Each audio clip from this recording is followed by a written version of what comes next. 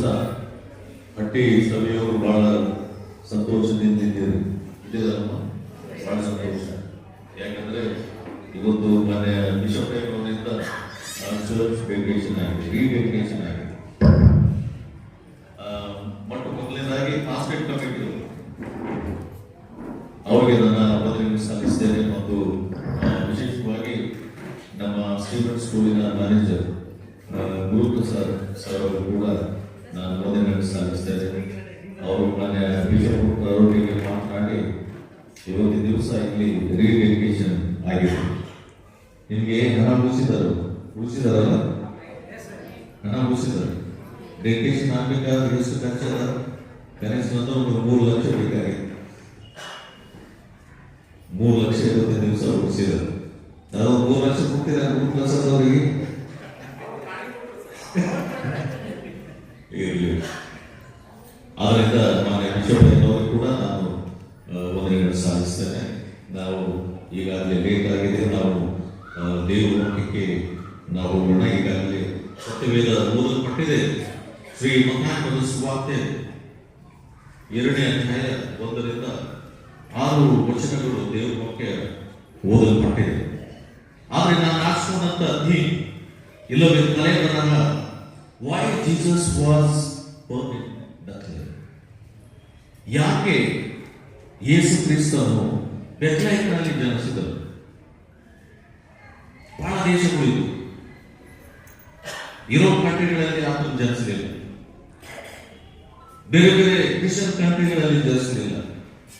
ಅಲ್ಲೇ ಯೆರೂಸಲೇಮಿನಲ್ಲಿ ಯೇಸು ಸ್ವಾಮಿ ಹುಟ್ಟಲಿಲ್ಲ.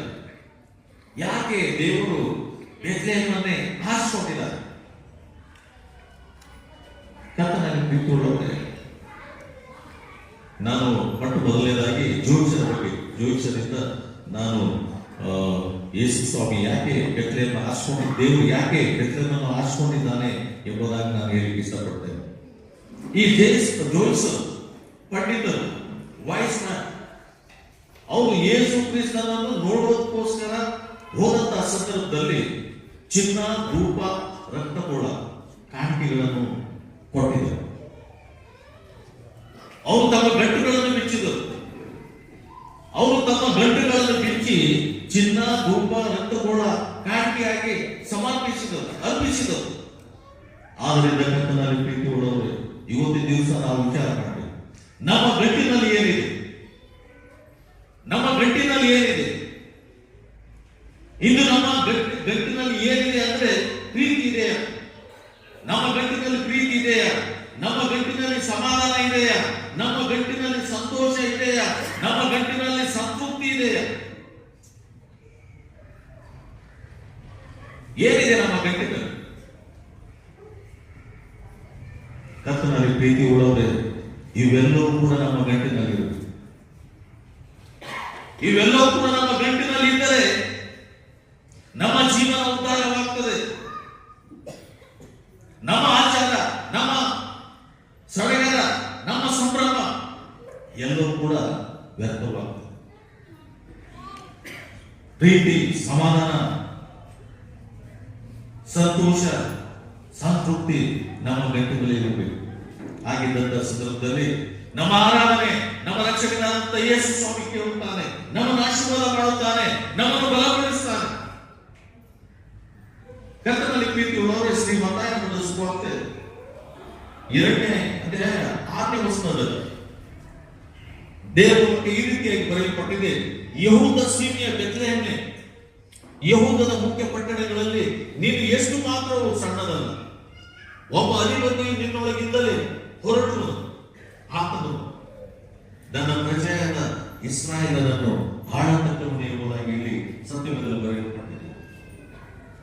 ಕರ್ತನಲ್ಲಿ ಪ್ರೀತಿ ಉಳ್ಳವರೇ, ಈ ಇಸ್ರಾಯೇಲ್ ದೇಶ 3 ಭಾಗಗಳನ್ನಾಗಿ ವಿಂಗಡಿಸುತ್ತಾರೆ. ಇಸ್ರಾಯೇಲ್ ದೇಶ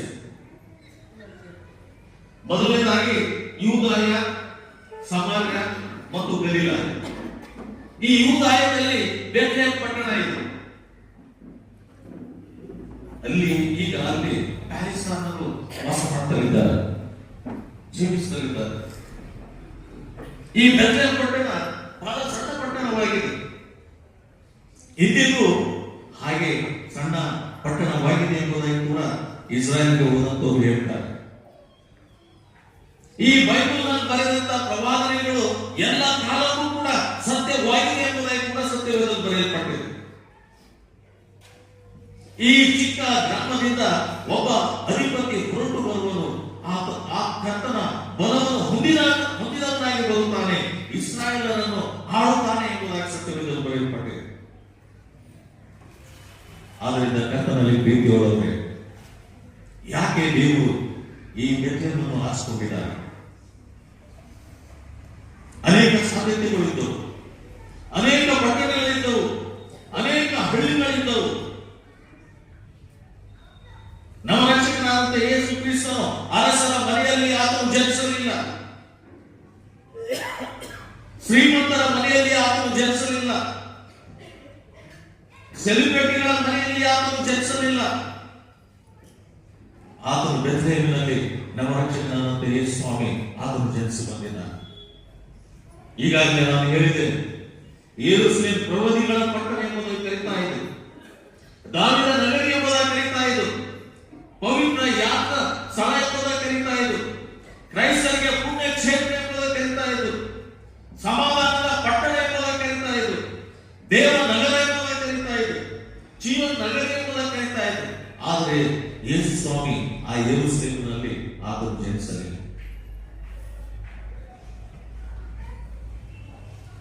ಕರ್ತನಲ್ಲಿ ಪ್ರೀತಿ ಉಳ್ಳವರೇ, ನಮ್ಮ ರಕ್ಷಕನಾದಂತ ಯೇಸು ಕ್ರಿಸ್ತನ ತುಟಿಗಳಲ್ಲಿ ಕೂಡ ಜೀವನ ಎಂಬ ಹೆಸರು ಎರಡು ಬಾರಿ ಉಚ್ಚರಿಸಲ್ಪಟ್ಟವು ಎಂಬುದಾಗಿ ಕೂಡ ಸತ್ಯವೇದದಲ್ಲಿ ಬರೆಯಲ್ಪಟ್ಟಿದೆ. ಶ್ರೀ ಮತ್ತಾಯ ಬರೆದ ಸುವಾರ್ತೆ 21ನೇ ಅಧ್ಯಾಯ 5ನೇ ವಚನ, ಶ್ರೀ ಯೋಹಾನ ಬರೆದ ಸುವಾರ್ತೆ 12ನೇ ಅಧ್ಯಾಯ 15ನೇ ವಚನ. ಯೆರೂಸಲೇಮಿಗೆ ಹಪ್ಸಿಬಾ ಎಂಬುದಾಗಿ ಇಬ್ರಿಯ ಭಾಷೆಯಲ್ಲಿ ಕರೆಯುತ್ತಾರೆ. ಯೆಹೋವನು ನಿನ್ನಲ್ಲಿ ಉಲ್ಲಾಸ ಉಳುತ್ತಾನೆ ಎಂಬುದಾಗಿ ಕರೆಯುತ್ತಾರೆ. ಇಂತಹ ಪವಿತ್ರವಾದಂತಹ ನಗರದಲ್ಲಿ ನಮ್ಮ ರಕ್ಷಕನಾದಂತ ಯೇಸು ಸ್ವಾಮಿ ಜನಿಸಲಿಲ್ಲ. ಕರ್ತನಲ್ಲಿ ಪ್ರೀತಿ ಉಳ್ಳವರೇ, ಲೂಕನ ಬರೆದ ಸುವಾರ್ತೆ 2ನೇ ಅಧ್ಯಾಯ 4ರಿಂದ 5 ವಚನದಲ್ಲಿ ಇಲ್ಲಿ ಸತ್ಯವೇದದಲ್ಲಿ ಬರೆಯಲ್ಪಟ್ಟಿದೆ.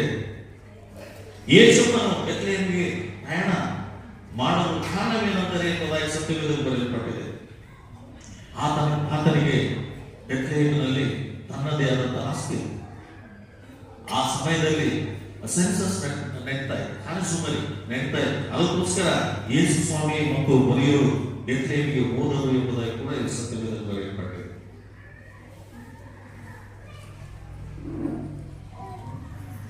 ಈಗ ನಾನು ಬರ್ತೇನೆ, ಯಾಕೆ ದೇವರು ಬೆತ್ಲೆಹೇಮನ್ನೇ ಆರಿಸಿಕೊಂಡಿಲ್ಲ? ಇಲ್ಲಿ ಮೆಡಿಟೇರಿಯನ್ ಸಿ ಇದೆ, ಇದು ಭೂಮಿಯ ಮಧ್ಯಭಾಗದಲ್ಲಿದೆ. ಮೆಡಿಟೇರಿಯನ್ ಸಿ ಭೂಮಿಯ ಮಧ್ಯಭಾಗದಲ್ಲಿದೆ. ಮೆಡ್ ಅಂದರೆ ಮಧ್ಯಭಾಗ, ಟೇರಿಯನ್ ಅಂದರೆ ಇಲ್ಲಿ 0 ಡಿಗ್ರಿ ಸೆಲ್ಸಿಯಸ್ ಇದೆ. ಈ ಮಧ್ಯಭಾಗದಲ್ಲಿ ನಮ್ಮ ರಕ್ಷಕನಾದಂತ ಯೇಸು ಕ್ರಿಸ್ತನು ಆತನು ಜನಿಸಿ ಬಂದಿದ್ದಾನೆ. ಈ ಬೆತ್ಲೆಹೇಮಿಗೆ ಒಂದು ಇತಿಹಾಸ ಇದೆ.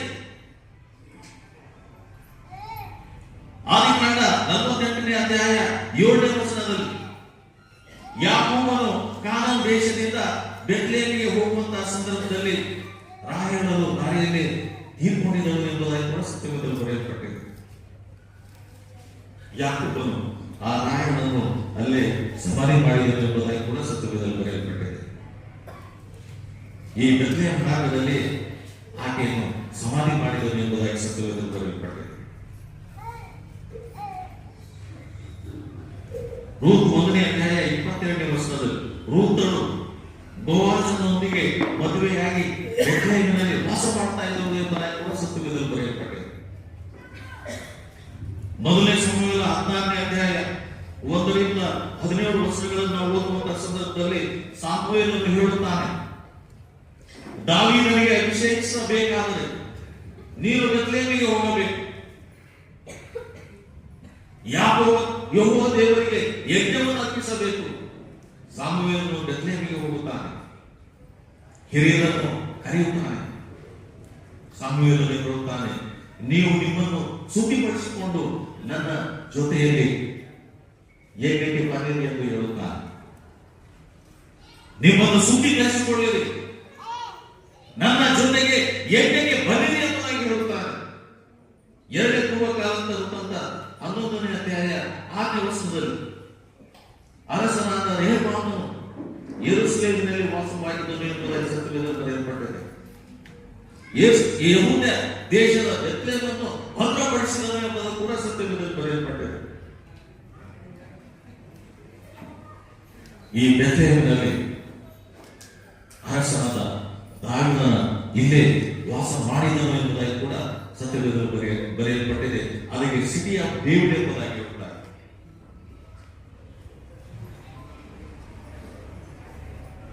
ಈ ಸಣ್ಣ ಪಟ್ಟಣದಲ್ಲಿ ನಮ್ಮ ರಕ್ಷಕನಾದ ಯೇಸು ಸ್ವಾಮಿ ಜನಿಸಿ ಬಂದಿದ್ದಾರೆ. ನೋಡಿ,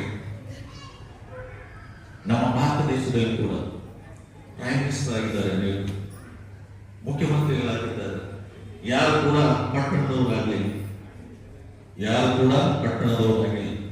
ದೇವರು ಕೂಡ ಅರಸಕ್ಕೇರಿದು ಹಳ್ಳಿದು ಪ್ರೈಮ್ ಮಿನಿಸ್ಟರ್ ಸಿದ್ದರಾಮಯ್ಯ, ಹಳ್ಳಿ ಚೀಫ್ ಮಿನಿಸ್ಟರ್. ಆದರೆ ಸತ್ಯವೇದದಲ್ಲಿ ಕೂಡ ಸಣ್ಣ ಹಳ್ಳಿಗಳಿಂದ ನಮ್ಮ ರಕ್ಷಕನಾದ ಯೇಸು ಸ್ವಾಮಿ ಆತನು ಜನಿಸಿ ಬಂದಿದ್ದ. ಇಲ್ಲಿ ಸತ್ಯವೇದದಲ್ಲಿ ಬರೆಯಲ್ಪಟ್ಟಿದೆ. ಶ್ರೀ ಲೂಕನ ಬರೆದ ಸುವಾರ್ತೆ 1ನೇ ಅಧ್ಯಾಯ 32-33ನೇ ವಚನದಲ್ಲಿ ಇಲ್ಲಿ ಬರೆಯಲ್ಪಟ್ಟಿದೆ. ಆತನು ಮಹಾಪುರುಷನಾಗಿ ಸತ್ಪುರುಷ ಕುಮಾರನೆನಿಸಿಕೊಳ್ಳುವನು, ದೇವರಾಗಿರುವ ಕರ್ತನು ಆತನ ಮೂಲಪಿತನಾದ ದಾವೀದನ ಸಿಂಹಾಸನವನ್ನು ಆತನಿಗೆ ಕೊಡುವನು. ಆತನು ಯಾಕೋಬ ವಂಶದವರನ್ನು ಸದಾಕಾಲ ಆಳುವನು, ಆತನ ರಾಜ್ಯಕ್ಕೆ ಅಂತ್ಯವೇ ಇಲ್ಲ ಎಂಬುದಾಗಿ ಸತ್ಯವೇದದಲ್ಲಿ ಬರೆಯಲ್ಪಟ್ಟಿದೆ. ಈ ಸಣ್ಣ ಪಟ್ಟಣದಿಂದ ನಮ್ಮ ರಕ್ಷಕನಾದ ಯೇಸು ಸ್ವಾಮಿ ಆತನು ಜನಿಸಿ ಬಂದಿದ್ದಾನೆ. ಆದ್ದರಿಂದ ಕರ್ತನಲ್ಲಿ ಪ್ರೀತಿ ಒಳಗೆ ಈ ಕ್ರಿಸ್ಮಸ್ ದಿನಗಳಲ್ಲಿ ಅನೇಕ ದೇಶದವರು ಬೆತ್ಲೆಹೇಮಿಗೆ ಆರಾಧನೆ ಮಾಡುವುದಕ್ಕೋಸ್ಕರ ಹೋಗ್ತಾರೆ. ನಮ್ಮ ರಕ್ಷಕನಾದಂತಹ ಹುಟ್ಟಿನ ಸ್ಥಳದಲ್ಲಿ ಒಂದು ದೊಡ್ಡ ನಕ್ಷತ್ರ ಮಾಡುತ್ತಾರೆ. ಅಲ್ಲಿ ಅವರು ಬಡತನ ನೋಡಿ, ಸ್ವಾಮಿ ನೀನು ಹುಟ್ಟಿದಂತ ಸ್ಥಳದಲ್ಲಿ ನಾವು ಬಂದಿದ್ದೇವೆ, ನಮ್ಮನ್ನು ಆಶೀರ್ವಾದ ಮಾಡು, ನಮಗೆ ಒಳ್ಳೆ ಆರೋಗ್ಯ ಕೊಡು, ನಮಗೆ ಹೊಸ ಶಕ್ತಿ ಕೊಡು, ನಮ್ಮ ಕುಟುಂಬವನ್ನು ಉದ್ಧಾರ ಮಾಡು, ನಮ್ಮ ಮಕ್ಕಳನ್ನು ಆಶೀರ್ವಾದ ಮಾಡು ಎಂಬುದಾಗಿ ಅನೇಕರು ಹೋಗಿ ಆರಾಧನೆಯನ್ನು ಮಾಡುತ್ತಾರೆ. ಆದ್ದರಿಂದ ಕರ್ತನಲ್ಲಿ ಪ್ರೀತಿ ಉಳ್ಳವರೇ, ಈ ಬೆತ್ಲೆಹೇಮಿಗೆ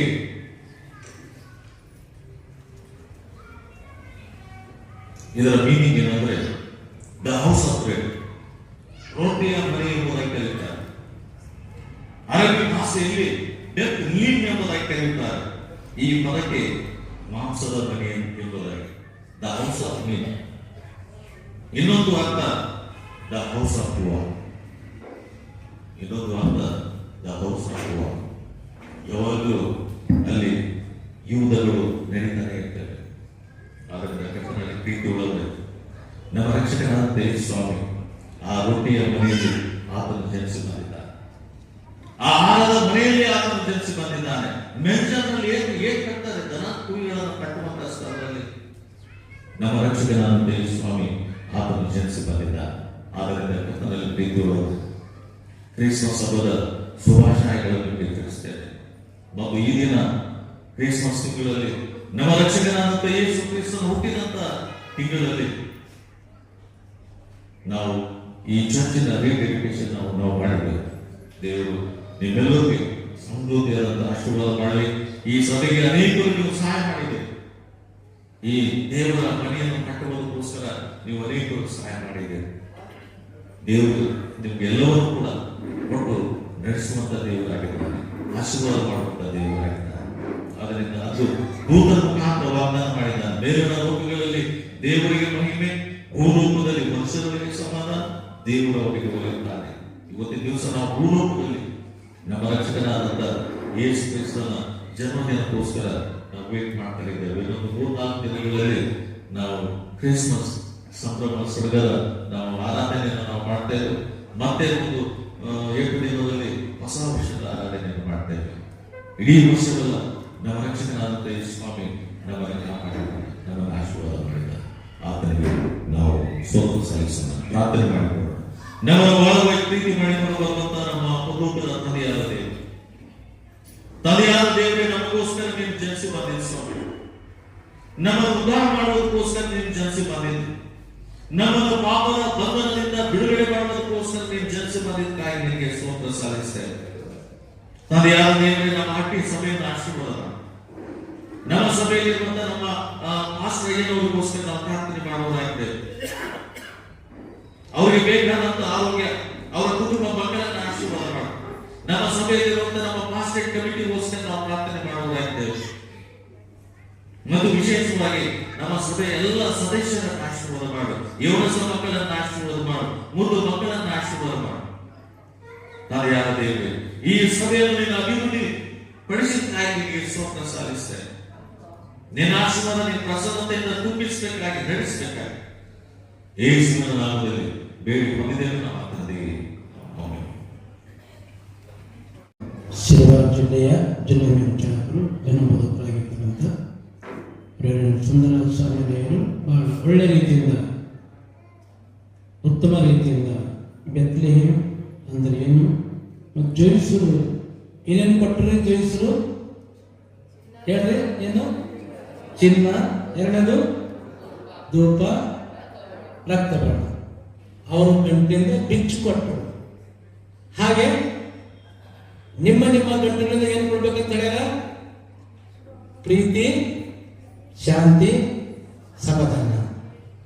ಇನ್ನಂತೆ ನಿನ್ನೆಯನ್ನು ಪ್ರೀತಿಸಿ ಎಂಬ ಹೇಳಿದರೆ ಎಲ್ಲ ಅಡಕವಾಗಿದೆ. ಹಾಗೆ ಈ ಗಂಟುಗಳನ್ನು ಬಿಚ್ಚಿಕೊಂಡು ನೀವು, ನಾವು ಎಲ್ಲರೂ ಕೂಡಿ, ಇಡೀ ಪ್ರಪಂಚದ ಜನರೆಲ್ಲರೂ ಕೂಡಿ ಆತನಿಗೆ ನಾವು ಅಡ್ಡ ಬಿದ್ದು ವಂದನೆ ಸಲ್ಲಿಸಬೇಕಾಗಿದೆ. ಹಾಗೆ ಅದರ ಕುರಿತಾಗಿ ಮತ್ತು ಯೇಸು ಕ್ರಿಸ್ತರು ಯಾಕೆ ಜನಿಸಿ ಬಂದರು ಎಂಬುದಾಗಿ ನೋಡುವಾಗ, ಇಡೀ ಪ್ರಪಂಚದಲ್ಲಿ ಕೇಂದ್ರ ಸ್ಥಳ, ಮಧ್ಯಬಿಂದು. ನಮ್ಮ ಭಾರತ ದೇಶದಲ್ಲಿ ಮಧ್ಯಬಿಂದು ಯಾವುದಾದ್ರೆ ಯಾವ ಪ್ರದೇಶ ಇದೆ? ಮಧ್ಯಪ್ರದೇಶ. ನಾವು ಅಲ್ಲಿ ಬಿಡಿ ಮಾಡುವಾಗ ಹೋಗಿದ್ದೇವೆ. ಅಲ್ಲಿಗೆ ಬಿಡಿ ಮಾಡುವಾಗ ಒಂದು ಜೆಂಡ ಹಚ್ಚಿದ್ದಾರೆ, ಒಂದು ಕಟ್ಟೆ ಜೆಂಡ ಹಚ್ಚಿ ಒಂದು ಗುಡ್ಡದ ಮೇಲೆ ಇದೆ, ಅಲ್ಲಿ ನಾವು ಹೋಗಿದ್ದೀವಿ. ಇದು ಇಡೀ ಭಾರತ ದೇಶಕ್ಕೆ ಸೆಂಟ್ರಲ್ ಪ್ಲೇಸ್ ಎಂಬುದಾಗಿರುತ್ತದೆ. ಹಾಗೆ ಇಡೀ ಪ್ರಪಂಚದಲ್ಲಿ ಕೇಂದ್ರ ಬಿಂದುವಾಗಿರ್ತಕ್ಕಂಥ ಇಸ್ರೇಲ್ ದೇಶ, ಬೆತ್ಲೆಹೇಮ್ ಆ ಒಂದು ನಗರ, ಆ ಊರಿನಲ್ಲಿ ಯೇಸು ಜನಿಸಿ ಬಂದು ಲೋಕ ಬೆಳಕೊಟ್ಟಿದ್ದಾರೆ ಎಂಬ ಕುರಿತಾಗಿ ತಿಳಿಸಿದ್ದಾರೆ. ಆದ್ದರಿಂದ ಜಿಲ್ಲಾ ಮೇಲ್ವಿಚಾರಕರಿಗೆ ನಮ್ಮ ಪರವಾಗಿ, ನಮ್ಮ ಕುಟುಂಬ ಮಕ್ಕಳ ಪರವಾಗಿ ಹಾಗೂ ನಮ್ಮ ಪಾಸ್ಟರ್ ಕಮಿಟಿಯ ಎಲ್ಲರ ಪರವಾಗಿ, ಸೆಕ್ರೆಟರಿ, ಟ್ರೆಸರರ್ ಹಾಗೂ WC ಸಂಡೇ ಸ್ಕೂಲ್ ನಮ್ಮ ಯವನಸ್ಥರ ಪರವಾಗಿ, ನಮ್ಮ ಎಲ್ಲ ಪಾಸ್ಟರ್ ಕಮಿಟಿಯ ಪರವಾಗಿ, ಹಿರಿಯರ ಪರವಾಗಿ, ಮಹಿಳೆಯ ಪರವಾಗಿ, ಎಲ್ಲರ ಪರವಾಗಿ ನಿಮಗೆ ಒಳ್ಳೆ ರೀತಿಯ ಸಂದೇಶ ತಂದಕ್ಕಾಗಿ ನಾವು ನಿಮ್ಮನ್ನು ಸಲ್ಲಿಸ್ತೇವೆ. ದೇವರು ನಿಮ್ಮ ಸೇವೆ, ನಿಮ್ಮ ಕುಟುಂಬ ಮಕ್ಕಳನ್ನು ಆಶೀರ್ವಾದ ಮಾಡಲಿದ್ದಾರೆ. ಈ ಸಮಯದಲ್ಲಿ ನಾವು ಮುಂದೆ ಸಾಗೋಣ. ಈ ಸಮಯದಲ್ಲಿ ಮುಂದಿನ ಕಾರ್ಯ ಇರ್ತದೆ, ವೆಲ್ಕಮ್ ಪ್ರೋಗ್ರಾಮ್ ಇರ್ತದೆ. By Joseph and Anand G ಅವರು ನಡೆಸಿಕೊಡ್ತಾರೆ.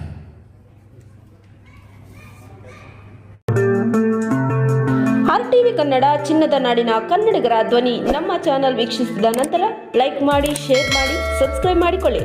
ರಾಯಚೂರು ಜಿಲ್ಲೆಯ ಪ್ರತಿನಿಧಿ ಶ್ರೀನಿವಾಸ್ ಮಧುಶ್ರೀ, ಹಟ್ಟಿ ಚಿನ್ನದ ಗಣಿ. ಧನ್ಯವಾದಗಳು.